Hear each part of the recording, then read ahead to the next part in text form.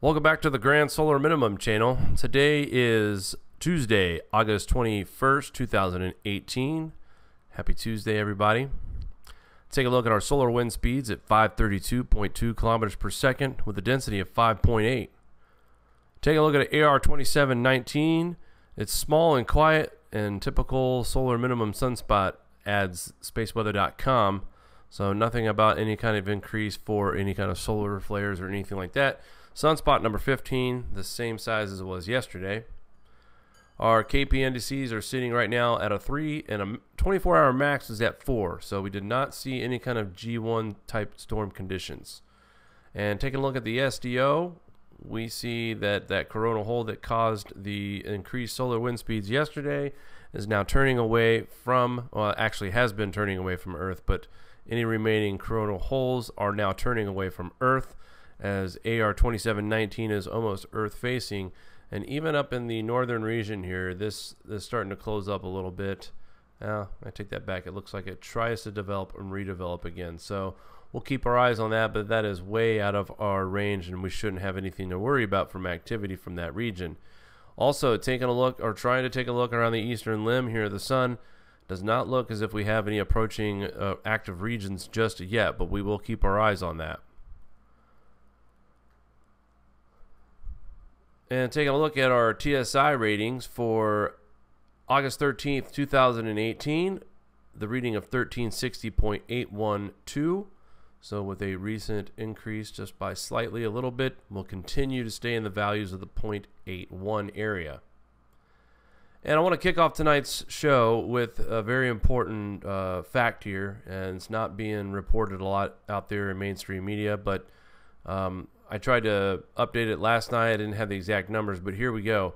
More than 1 million people have been packed into relief camps to escape devastating monsoon floods that have killed more than 410 people in India's southwestern state of Kerala. 50,000 homes have been destroyed, and according to Kerala's legislator, and people are flocking to camps as the scale of the desolation is revealed by receding waters. A total of 1 million people, over 1 million people, were now recorded in about 3,200 relief camps across the state. It says here, 6 more bodies were found on Monday, he added, taking the toll to more than 410 since this monsoon season started in June. One of the worst areas had more than 2 feet of water, still blocked many roads as more rain fell on Tuesday.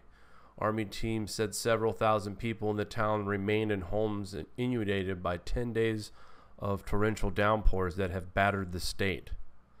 We first started talking about this on August 14th from the Watchers.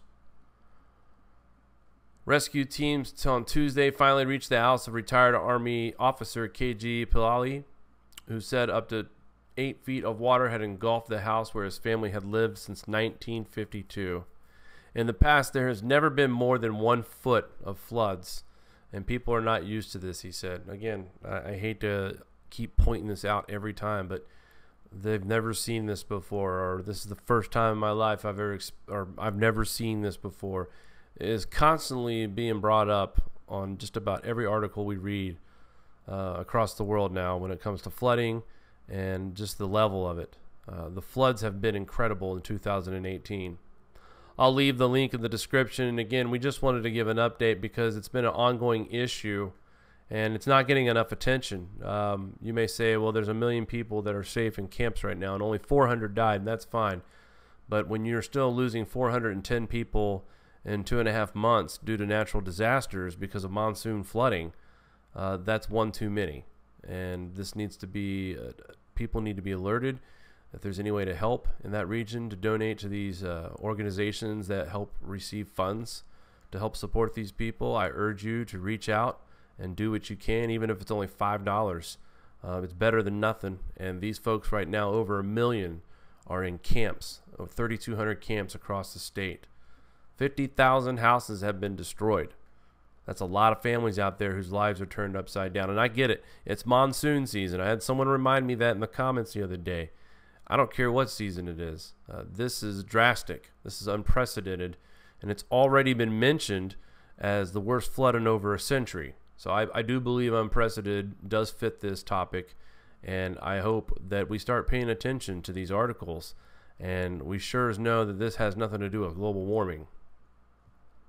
Venezuela just had a 7.3 earthquake with an intermediate depth, it says. A very strong earthquake registered by the USGS as a 7.3 hit near the coast of Circe, Venezuela. This was on August 21st, 2018. The reporting depth was about 76.5 kilometers. Or I'm sorry, that probably meant miles. It's 123.2 kilometers. Little typo there. Based on all available data, there is no tsunami threat. Now, Mari, that's not what you told me earlier when we were talking about this. In the beginning, and then it got, I don't know if you can hear me, there was a threat, and then it got reduced to no threat. And what was awkward about that situation is that when Mari was trying to kind of research the issue a little more, the tsunami service that she was trying to use was not working at all. So a little confusion at first. We thought maybe the situation was a little bit serious, but now all tsunami threats have appeared to have been diminished. We'll leave the link in the description. Thanks to the watchers once again. And staying with the watchers, major dam in central Thailand province expected to overflow on August 22nd. So they're saying here that the warning on this Kaeng Krachan Dam is expected to overflow at Wednesday noon on August 22nd, triggering another flood. This is a major dam located in this province, currently holding 777 million meters of water, or per squared. I'm sorry if I don't understand what that abbreviation is. Let's just say it's holding a lot of water, or 109% of its full capacity, and discharging water at a rate of 286 per second. This is the highest level in 10 years, officials have said. So, coincidence that we're almost talking about from the last minimum period to this minimum period when they've seen this kind of action? I don't think so.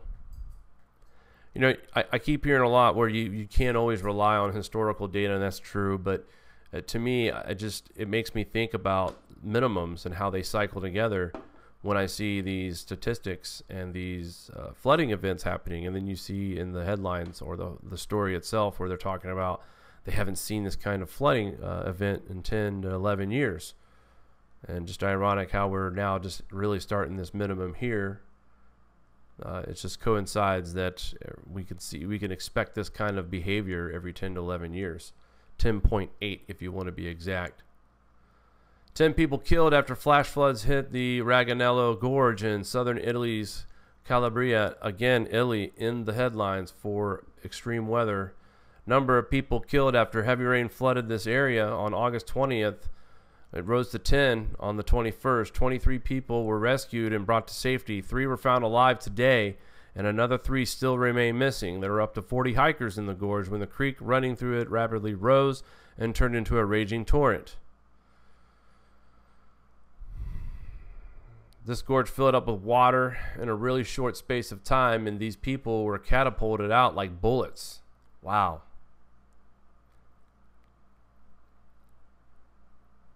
Some rescue footage here from Twitter. See if we can get any of this to play. You see the panic here and trying to get people out. These rescue workers are brave individuals diving into the rubble and not really thinking about if more rubble continues to fall on them. They're just doing what they can to get the trapped out. So according to the ANSA news agency, 3 young people from Pagula missing after the flood were found alive today, but the search is on for another 3 missing hikers, the police said. They've got 3 other areas also taking part in this search. The number of casualties, like I said, rose to around 10 after 1 of the injured died in the hospital. So thoughts and prayers going out to those folks. Glad that we found so many alive. Let's hope we can find the other 3 that are still missing. Rare snowfall reported in Uruguay. But Uruguay too. So Brazilian and North American meteorologists both agreed it was snow that was seen falling in parts of Uruguay on Sunday, August 19, 2018. A cold front swept over Uruguay and Argentina on August 18th and 19th, dropping very rare snow on parts of Uruguay and Grapple. While not the coldest area of the season, enough moisture lingered to allow the snowfall in higher terrain, southern Uruguay. High temperatures were roughly 14 Celsius lower on Sunday than Saturday across the region. Farther south, the same storm system, cold air mass produced grapple across, the same storm system and cold air mass produced grapple across eastern Argentina. And just the other day, we saw, the hail, we've seen more hail accumulation than this. But again, however, a rare snow for this time of year for them, I guess. Keep our eyes on that as well. And I wanted to go over this one first. This one, yeah, okay. So one of Omaha's wettest days on record, widespread flash flooding in Nebraska. As of 1500 CDT time on August 20th, the Epley Airfield in Omaha, Nebraska received 6.15 inches of rain, making it the fourth wettest day in the city since record keeping began in 1887. The city's wettest day on record was August 7th, 1999, with 4.46 inches, so not too far away from record. The storm caused widespread flash flooding and contributed to a higher than normal number of crashes in Omaha metro area, causing police to suspend responses to minor crashes. Powerful winds produced by the storm downed trees and caused power outages in and around the metro area, leaving more than 16,000 customers without power, as well as traffic lights. Tons of footage here from some of the heavy rains, the flooding. I don't think this is going to play for me. No. Thanks for being complicated here, Twitter. But just some more pictures and footage of the floods. You see the water overtaking the roadways here. Common sight in a lot of parts of the world, not just here in the United States, all over the world. More and more headlines about torrential downpours. Here's their news brief for August 20th. New major explosion at Stromboli, more like in a burp. Just a brief explosion that lasted for about 4 minutes, and then it went back to its normal activity. Also in the region near Nebraska, an EF1 tornado reported in Oklahoma Mays County. Several buildings were damaged by the tornado. No casualties or injuries reported. Rainfall ends Missoula's longest record dry spell at 47 days in Montana. This actually was the longest time without rain since 1948. And what's funny is that we were talking about Missoula earlier this year for flooding because of snow melt after a late start to spring and still snow on the ground and all the heavy rains that we've had. So they went from flooding to drought and now back to heavy rains. And we talked about that already. Corella received 42 excess rainfall during 2018 Southwest monsoon season. They're speaking, it's not over yet, and they're already at a 42% surplus. So yesterday we had hail in Colorado up to a foot. Well, here it is in Mexico.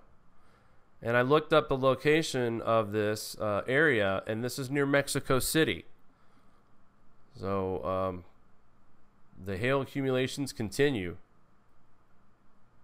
And this was enough to shovel around. This looks at least, if not 6 to 8 inches, almost a foot, just like we saw in Colorado. Nearly 2 million acres are on fire right now in the United States. Here's a map right here showing upper level or near surface smoke. The particular irritation of the map is showing the near surface smoke expressed from the HRRR smoke model. Credit no on this. So look at the skies here in the Northwest.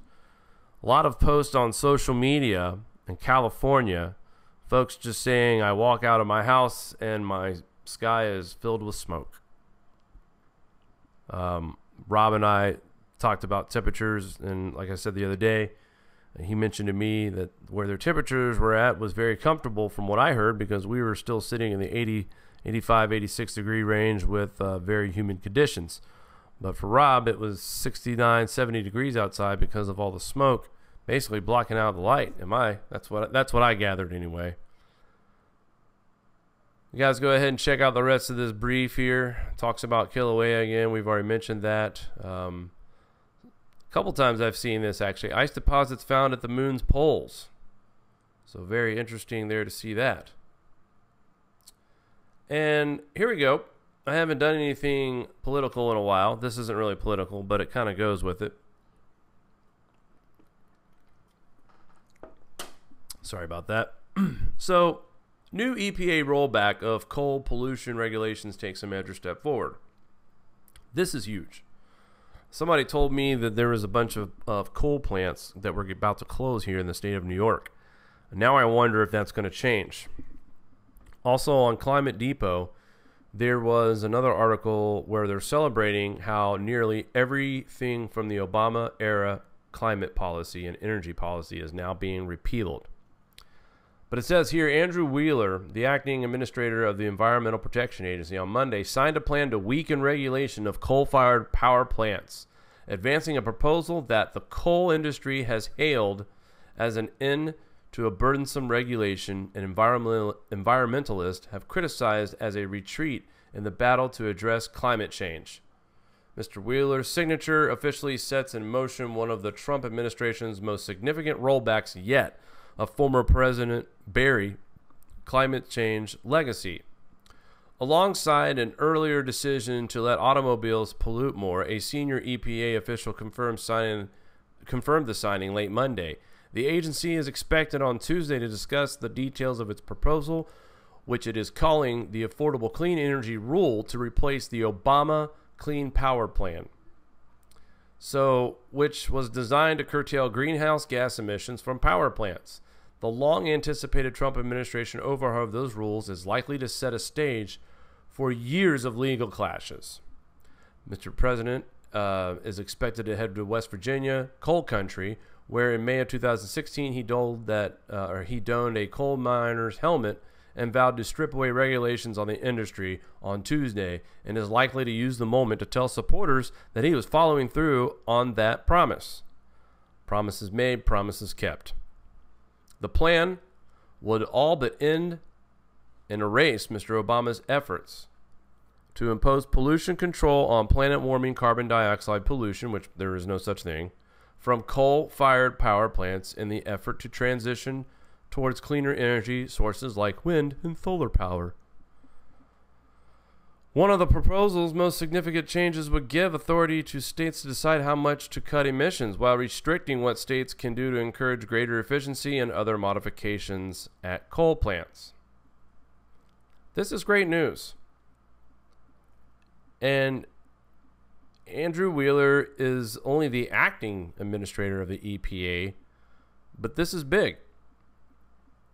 He is doing the right thing. He is following through on the stuff that Scott Pruitt has started. And I know all those greenheads out there are cussing and yelling at their computer screens right now, looking at me saying, "You're a fool. You're killing the planet by supporting such regulation rollbacks." But until I see some damning evidence that shows me that CO2 is causing man-made global warming or any global warming, I'm not going to be concerned. I used to believe years ago that there was an atmospheric dominance of temperatures. And I'm talking back when I was in high school. That's what I was taught. But after looking at everything and still looking at everything, and not done yet, not done with the research, and you're never done. There's tons of studying to always do in this topic. But one thing that I've taken away so far, and the one thing that sticks out in my mind the most, two things actually. One, temperature change and everything like that revolves around 95% ocean and 5% atmospheric. So even if man was putting in tons of carbon into the atmosphere, how does 5% dominate the climate over the 95% that controls our climate is the oceans, which is 95% of our climate change or anything like that? It's all 95% ocean, 5% atmospheric. Again, how is it that atmospheric 5% can dominate the climate. So that's why I am a supporter of coal plants, because the research that I'm looking at and the studies that I've looked at and the science that's taught to me about this is that it's no way in shape or form warming this planet. Without CO2, we would be dead, first of all. But vegetation is thriving. I don't know if you've noticed. I thought this year, especially when the weather did warm up from this long winter that we had, but I felt like things got green pretty fast around my neighborhood. And I lived in the inner city at the time.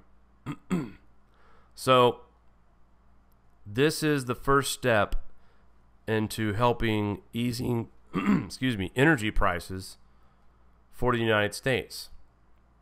This also is going to avert any kind of tragic crisis type events happening during the winter, if and when we come into a situation where we get such a cold snap that we are facing rolling blackouts. But once again, the coal plants will be allowed to perform and help support any backup they can provide. Now, again, it sounds like they're still trying to set regulations to how much emissions that are given off, because we still have to take in consideration of air quality. We can't put too many particulates in the atmosphere. I get that for air quality purposes, for health. But when study after study after study shows that CO2 is not creating the climate chaos that so many are saying that the cause is CO2 and its effects on this planet. You just go back to many, many years ago, the little ice age. Think about the little ice age. We weren't industrialized back then, but as we were descending into that grand minimum, there were floods on records. Back in the 1800s, we weren't that industrialized, but yet we keep hearing about floods that are bigger than what they had 150 years ago, 200 years ago. What was the blame for the major rainfall that broke the, I'm just giving an example, a 3-foot rule, or a 3-foot record? What was the excuse for back in the 1700s and 1800s? I mean, the idea that has been installed that man is causing our planet to be sick. There is pollution that does happen. There are a lot of litter bugs out there in the world, and they do affect our planet. That's the type of pollution that I think directly affects people, and the world itself is just not taking the time to keep it clean and placing garbage and recyclables in its proper place. And you know, you look in the ocean and you see a story here and there where people are careless with their trash, and animals are getting stuck in, you know, 6-pack can rings, stuff like that. But when it comes to the climate and the weather, it's much, much more complex than just pollution from the air. Way more complex. And it's going to take many, many years for a lot of us to understand what's going on right now. I've absorbed so much information myself, but I can tell you that there's still more to the puzzle than what I've been reporting here. And I'm just trying to fine-tune that information so I can deliver it smoothly to everybody. But there's more to it than what we've even reported here just on solar cycles and ENSO. All right, so at first I saw this article and I thought the OMG climate, like, oh, they have an oh my god climate campaign, which wouldn't surprise me. But this is what is called the Oceans Melting Greenland climate campaign.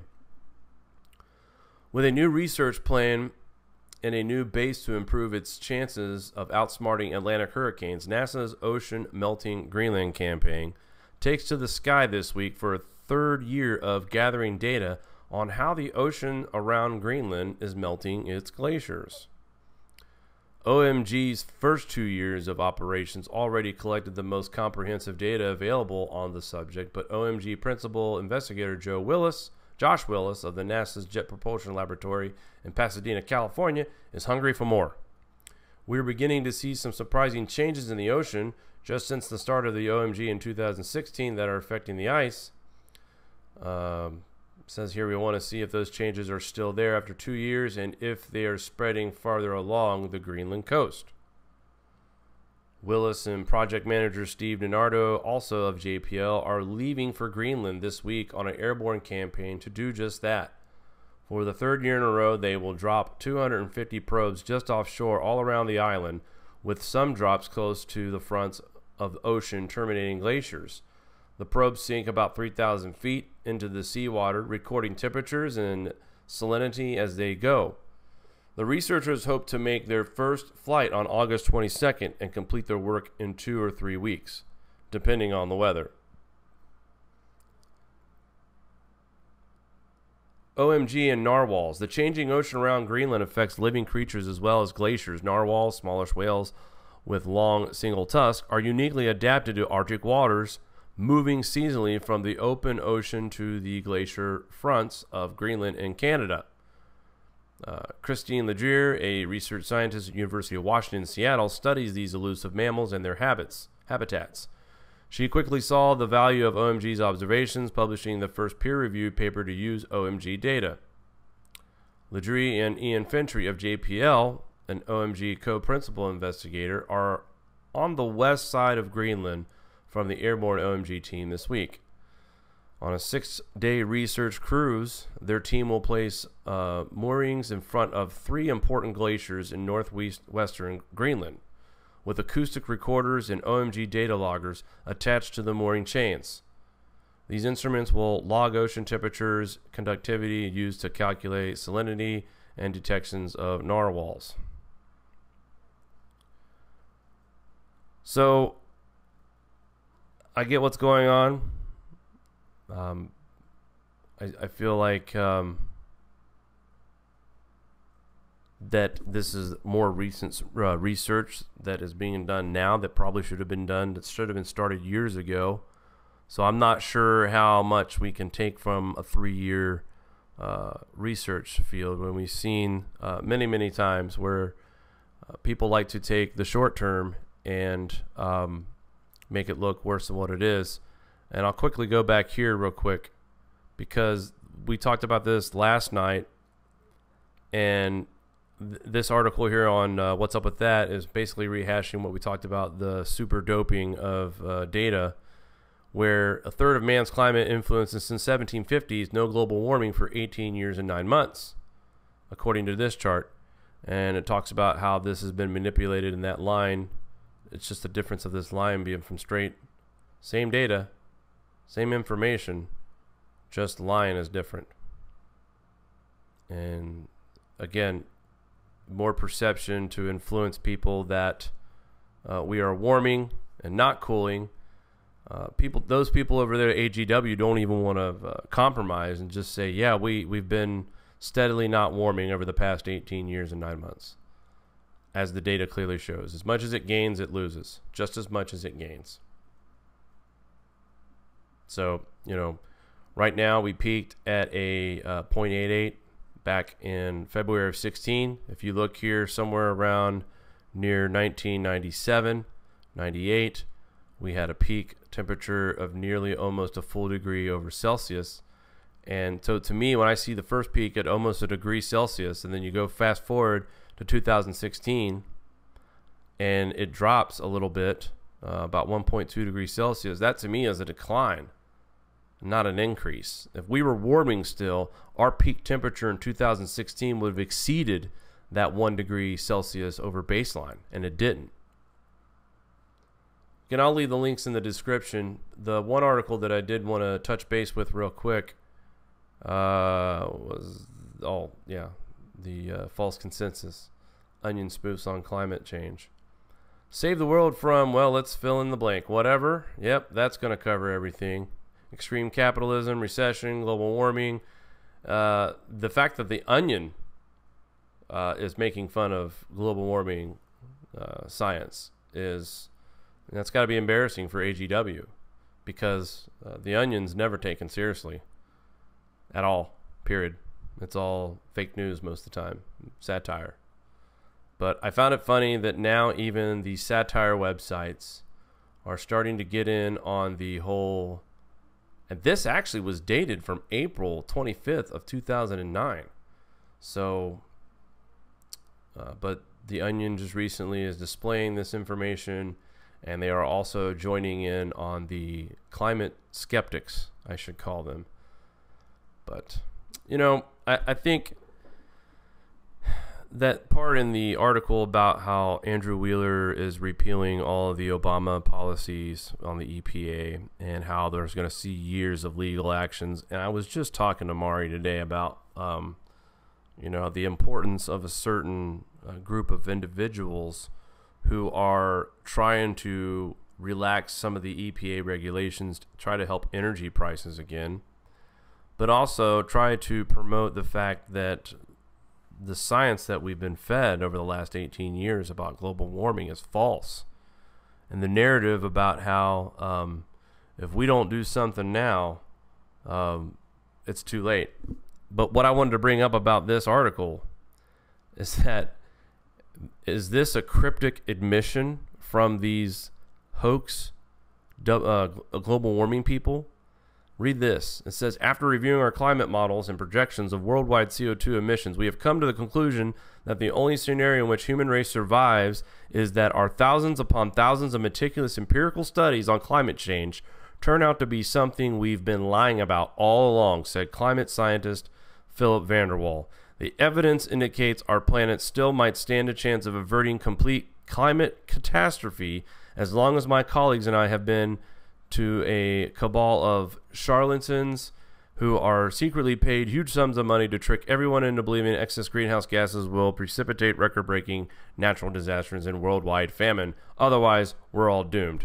So this guy's being a smartass by saying, yeah, we're all lying. This is all a hoax. We're just doing it for money. And he's, in my opinion, he's being, I don't know what the term would be, a wise ass, I guess. But they're basically admitting it. You know, but they're saying here, if we don't do something, it's too late. So there's nothing we can do. So the only hope we have now for humanity is that we've been lying to you this whole time. Well, guess what? They might have saved humanity and the worries and the fears of climate catastrophe happening because of global warming. They know the jig is up. And they're trying to be sarcastic about it. Oh yeah, we're tricking everyone to believe excess greenhouse gases will precipitate record-breaking natural disasters and worldwide famine. Otherwise, we're all doomed. I don't even understand what that means. Worldwide famine and increased CO2. Last I checked, don't plants enjoy CO2? Isn't that when we have a thriving crop situation when it's warmer and the CO2 is plentiful? Why would we be going through worldwide famine? Because of drought? Is that what he's trying to imply?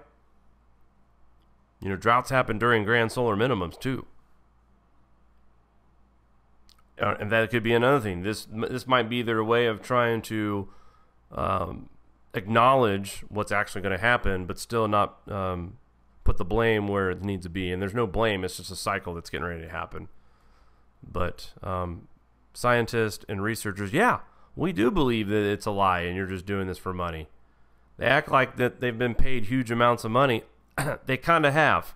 These university scientists, how much money do you think most of these guys get for grant money for studying global warming? I mean, it's been the cash cow for this community for so long.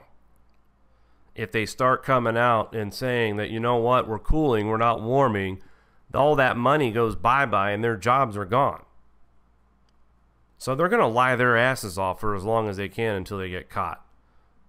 Because they know that right now they keep saying we're at the point of no return. Well, they're going to have to answer to that soon. They're going to have to be accountable for these claims. Because when it's not the end of civilization because of a catastrophe in the climate change, what are they going to say next? Why did we get cold? Oh, well, you know, it got so warm it expired the cycle and it started all over again. I can hear it now. I see it on all platforms of social media with people talking about population decrease will save the planet. It's just ludicrous. I think the people in this community are trying to present science. And, you know, some people may even call us shills because we don't want to believe in that gloom and doom of we're all going to die tomorrow or next year or in 5 years. We're all going to die. That's what they want to hear. And if they don't hear that, then you're called a shill. Because you don't want to feed some fear porn line, some kind of... see, they talk about global warming alarmists, but there's also global cooling alarmists too. They exist. Some of these folks actually tell their listeners that they can't wait for all the snow that they're going to get. They're so excited about it. It's childish. You know, in one breath I do say it's not all gloom and doom, but in the other breath I also say this ain't something to look forward to. Some of the climate science that we're revealing right now, it's going to be a bumpy ride.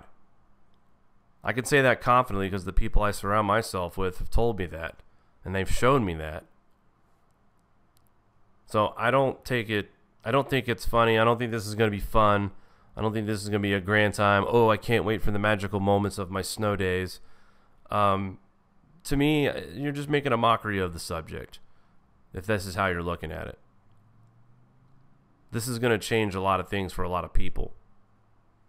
And we have to make sure that, yeah, we need to be lighthearted about things, but at the same time, let's keep it perspective here. This is serious. Talking about being upset if you don't get enough snow this year, to me, is it's just childish. This is not something to bask in the glory of. The reporting of this subject is sometimes hard to do because you have to read a lot about suicides from farmers in India because their crops are failing. You have to read about all these people that are dying in floods. It's 2018. You would think by now that we've figured out a way to prevent these kinds of fatalities. But guess what? Mother Nature is timeless. And there will never be a cure by man that will be able to protect us from Mother Nature's fury. It has nothing to do with man. This is all natural. And unfortunately, this is the violent part of the natural cycles. Look at it as a cleansing of the planet on its own. But yet I still read articles about people saying that refrigeration and air conditioners being on is what's warming up this planet. Blind singers accusing global warming for killing other singers. You know, I just look at some of this nonsense and think to myself, when is this going to stop? I worry that it's not. So, but as long as we have people like you that are tuning into this show who are like-minded and who are interested in the scientific facts and not the headline stories of 2 inches of snow on a 20,000 foot mountain somewhere in Alaska, I think people like that who are really here for the true truth and the information from this upcoming grand solar minimum, that way they can make the proper decisions for their plannings and their future and how they go about with the rest of their life. Maybe they move somewhere south, closer to the equatorial region. Maybe they move somewhere where they feel like they have a chance to survive off the land and grow their own food. Maybe even ranch their own cattle. Who knows? But the point of this channel and people that support it is to make the necessary preparation to get ready for the upcoming changes that happen during these minimums, especially these grand minimums. And if you look back at the modern minimum, which is why it's got so many of us as attention right now, because so many things that are happening right now are leading and pointing towards modern minimum type events. At first, we kind of all agreed it was Dalton. But now the more we look at this information, the more we look at the data, look at the INSO, the freak hailstorms, the consistency of the cooling, and also the consistency of very, very weak sun activity. A lot of folks now are really starting to think that this will be a modern minimum or worse type event. So I hope what I'm trying to convey tonight is I want everybody to, I've said this in the past, cherish your life, enjoy life as it is. Don't stop living your life. Keep doing the things that make you happy. Continue your own research, learning how to grow, how to make things, how to build. It's not just about food. It's about everything. If we lose a power grid, for a long period of time, it's going to come down to us being self-reliant for everything, not just how to grow our own food. So soak in the information while you can, folks, while we still have freedom of speech, because I feel like that's coming to an end at some point as well. A lot of channels are being censored when it comes to this topic. A lot of channels are being erased because of this topic. And I feel like that all of us in the Grand Solar Minimum community are probably on the chopping block. And it's just a matter of time before somebody brings in some kind of radical idea to get rid of any kind of skeptical thinking on the internet, period. And in that place, you know, how do you spread your message? And one more thing before I end the show. Speaking of spreading the message, I want to point something out real fast to our haters out there and doubters.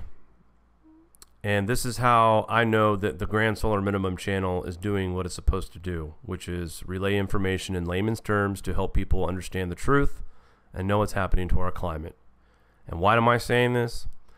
Almost on a daily basis, my Twitter account and our website at the Grand Solar Minimum is constantly trying to be hacked.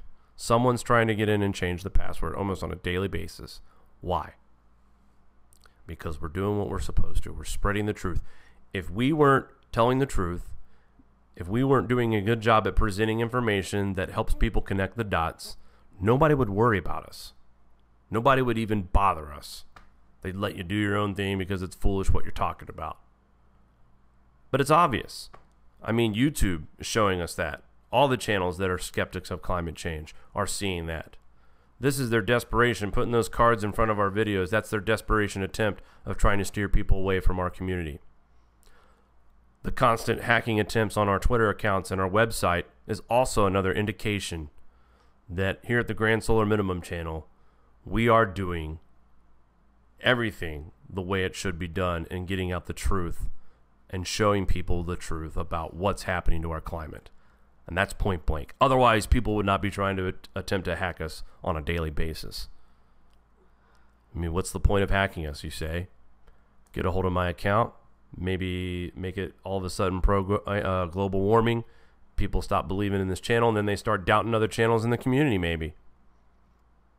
Why are they trying to silence us? If we're not telling the truth, why are they trying to silence us? If we're just gibberish, they wouldn't even bother with us. I know there's tons of channels on YouTube that don't get bothered because their channels are nothing but gibberish. And I don't want to go into what topics because I don't want to hurt anybody's feelings because people get butthurt all the time. But anyway. All right, taking a look at our weather for tonight. Not a whole lot of action just in Virginia where we're seeing lots of flash flooding. Also in Utah and Colorado and New Mexico. I'm sorry, Arizona, I should say. Getting some showers right now. Here's that spot here in Baltimore, Washington office as we see all the severe thunderstorm warning watches and flash flood warnings and watches as well. Taking a look at our radar. Canada is getting the best of this rainstorm that flooded out Wisconsin yesterday and swept through the Midwest. And here where we are in upstate New York, that rain is just diminishing. So they're calling for the heavier rain for us overnight. And the only other area of showers that we're looking at is in the southeastern corner of Colorado heading into Kansas. And other than that, we just got some spotty showers dissipating through New Mexico, Arizona, and Utah, and parts of Nebraska as well. And one more note before I check in with Mari. Ooh, that's not good. The East Tropical Atlantic SST is at a 0.666. And that is on the declining end of a recent inclination. As you guys can see, this typical pattern, we get a peak and get another peak, and then it climbs up. Here's a peak, here's another peak, and now we're declining again. It's been a common pattern all summer. Same thing with this El Nino out here. Back and forth, back and forth. It can't make up its mind. Down again today to negative 0.212. And the North Atlantic SST down slightly again today to 0.370. So everywhere in the Atlantic today got a little bit colder. Taking a look also at Hurricane Lane. This thing is being tracked right now, and as you see, the cone is going to brush most of Hawaii, but it's not a for certain thing yet. But a lot of people are a little antsy right now. This reminds them of Inky, I believe the name of it. As right now, the maximum sustained winds is at 155 miles per hour. Now, this storm will weaken once it gets closer to land, and also the wind shear should also take a lot of energy away from the storm. So they're not expecting it to be a serious hurricane if it does approach landfall, but nonetheless, still a situation, thankfully, that we are seeing reduced activity at Kilauea. That's the last thing they need is eruptions from fissures and then dealing with tropical wind forces. So anyway, I'd like to check in with our producer Mari and my partner in crime as well. How are we doing tonight, Mari? How's everybody hanging tonight? We have a load of wonderful people in the chat, as usual, Jake. I just want to point out Ian donated to us in the super chat. You know, Ian, he thinks your mic is really big and you have a tiny face. And he didn't know you were such a little guy with a big mic. But I want to thank you for that, Ian. You are absolutely a delight, my Viking friend. And everyone in the chat. We have people talking about Patty has been canning her veggies and stuff. And Rob is in here. We even have Starman up late with us tonight. So everyone, I think Milky Way Weekly, there's loads. David wants you to do another Stevie Wonder. I mean, the chat is great. Love you guys. As always, it's a pleasure. And I appreciate you guys overseas staying up late watching this broadcast. Love having you guys around for the live chat. It's great to see all the people that do show up for these shows and the interaction that happens in our chat. That's part of the reason why I do this. I don't really expect everybody to sit here and listen to me word for word and just like, oh, wow, that Jake, you know, he's something else, 53 minutes of pure whatever. But if anything, I'm okay with just being some background talk for the chat to talk about things like canning and planting and firewood and stuff like that. That's fine with me as well, because I know a lot of people will go back and watch the replays and grab a couple things that they didn't see in the first time doing the live chat because maybe they were chatting. So anyway, that being said, thank you guys for tuning in once again. We appreciate all the support. Again, please tune in tomorrow around 8 p.m., 8:30 Eastern Time. Until then, we will talk soon.